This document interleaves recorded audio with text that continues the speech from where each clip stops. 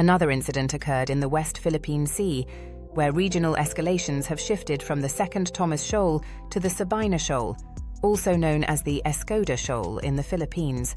This is due to China's persistent efforts to enforce its disputed territorial claims, which are as close as 86 miles, 138 kilometers, from the Philippine Islands. The Philippines continue to push back on China to assert its internationally recognized rights to their exclusive economic zone of the West Philippine Sea, which includes the Sabina Shoal. This has become a new flashpoint in the South China Sea, as the United States, the European Union, and other Philippine allies have criticized China for its actions. The US and the Philippines militaries met last week to discuss options to counter China's ever-increasing aggressive actions in the region. The latest incident occurred between the Philippine Coast Guard ship BRP Teresa Magbanua and the Chinese Coast Guard ship CCG 5205, who were involved in a ramming incident on August 31st around noon local time. While both parties placed blame on each other, the Philippines was able to provide media accounts and a video of the incident, which shows the Philippine ship striking the Chinese ship after the Chinese ship made a reckless maneuver in front of the Philippine ship. The video goes on to show the Chinese ship striking the bow of the Philippine ship at least twice. There were no reported injuries or damage to the Chinese ship, but the Teresa Magbanua sustained damage, including a hole in her hull. The BRP Teresa Magbanua has been on what the Philippines call an extended patrol in the Sabina Shoal since April.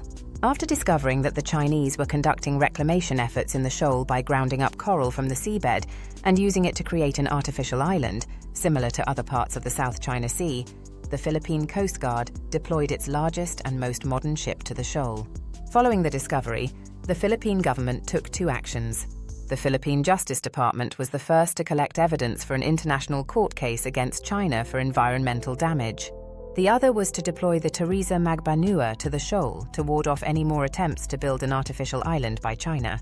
China denied the Philippines' environmental damage claim and accused it of being the party that damaged the seafloor, but did not provide any evidence.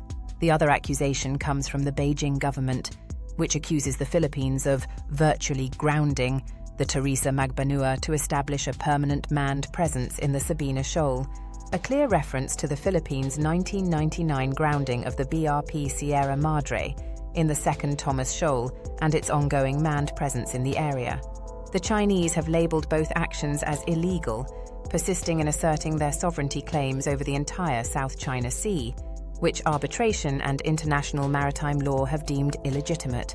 With their dubious logic, the Chinese argue that the Philippines' actions in the second Thomas Shoal and the Sabina Shoal, with their virtual grounding, violate Chinese sovereignty. The Commander-in-Chief of the U.S. Indo-Pacific Command, Admiral Samuel Paporo Jr., met with Philippine officials, including Philippine Chief of Staff General Romeo Brawner Jr. in the Philippines last week. In a press conference, Admiral Paporo stated that the United States was open to exploring options to escort Philippine ships in performing resupply missions in the West Philippine Sea. The US and the Philippines have a defense alliance, the US-Philippines Mutual Defense Treaty of 1951, which dictates that the US will defend and vice versa the Philippines in case of an attack. As a result, the United States has legal standing to consider such measures to assist the Philippines. Philippine General Brawner, though not rejecting the US options for assistance, did warn the gathered press at the open press conference that Philippine law and constitution do have some stipulations that forbid foreign involvement in local entanglements that would have to be considered before any such action could go forward. While the US and Philippines have not officially offered or rejected the offer of US escorts, are there any other options available to exert pressure on China? The ASEAN organization is attempting to bring stability to the region and has set up a task force to try to create a consensus in the region, including non-ASEAN countries like the US and China, in an attempt to introduce rules to avoid escalation. However, the attempt to find common ground without addressing the underlying sovereignty claims implies that such an agreement is years away. The problem lies in the division of ASEAN among neutral, pro-China and pro-West-leaning members, preventing them from speaking with a unified voice. The other issue is that China maintains an official stance advocating for bilateral negotiations on all disputes, thereby gaining significant leverage over nearly all countries in the region.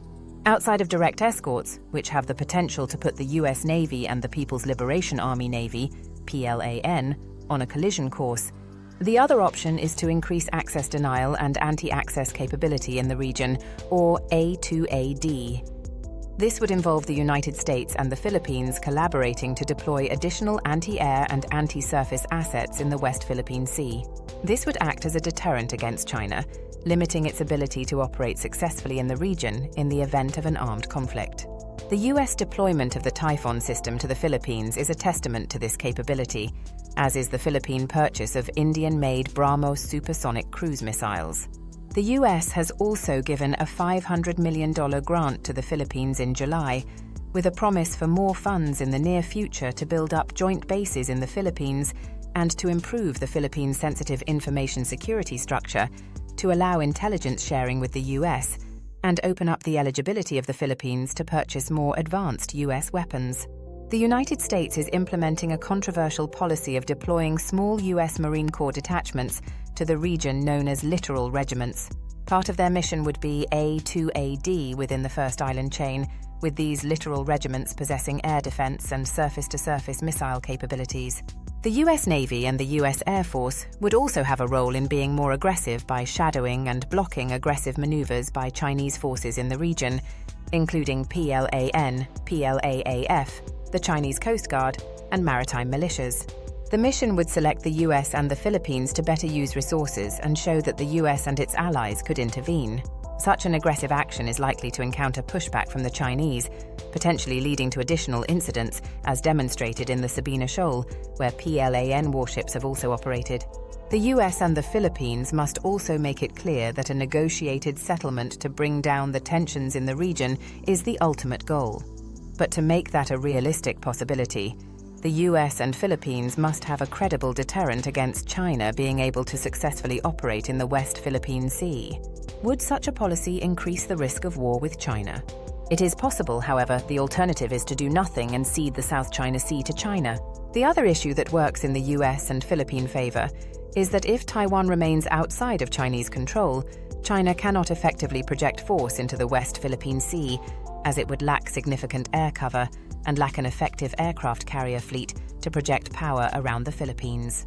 An effective and credible military deterrence in the West Philippine Sea would reduce the Chinese threats to nothing more than a bluff or symbolic resistance, as long as Taiwan stays outside of Chinese control. While it's not a perfect situation for the West Philippine Sea, it's the current state of affairs in the short to mid-term.